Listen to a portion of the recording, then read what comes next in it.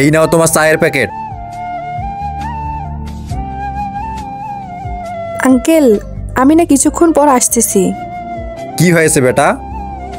ও, আমার না অ্যাকাউন্টে সার্ভার ডাউন হয়ে গেছে, তাই আমি পেমেন্ট করতে পারতেছি না। আমি বাড়ি থেকে টাকা নিয়ে তো আসতেছি। ঠিক আছে, তুমি চায়ের প্যাকেটটা ছেড়ে যাচ্ছ কেন? ওই যখন আমি টাকা নিয়ে আসবো তখন নিয়ে যাব। আরে বেটা, তুমি এটা নিয়ে যাও। তুমি যখন দ্বিতীয়বার আসবে তখন তুমি টাকাটা দিয়ে দিবে। ঠিক আছে আঙ্কেল, থ্যাংক ইউ। আঙ্কেল, আপনার টাকা।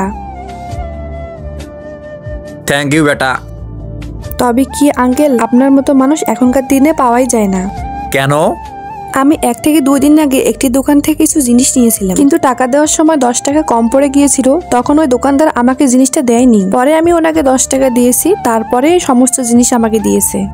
তাহলে তুমি ওকে 10 টাকা দিয়েছো? কিন্তু তার আগে এই দুইটা ছবির ভেতর থেকে যে কোনো একটা ছবিকে ভালোবেসে থাকলে ভিডিওটিতে লাইক করে চ্যানেলটিকে সাবস্ক্রাইব করে দাও। আর যদি না করো তাহলে আমি বুঝবো তোমরা ছবি দুটোকে ভালোই বাসো না। আর কমেন্টে লিখে যাও আমিন। হ্যাঁ, দোকানদার একবারে পরিষ্কারভাবে বলে দিয়েছে 10 টাকা ছাড়া জিনিস দিবে না। আর আপনি আমাকে 300 টাকার পণ্য দিয়ে দিলেন।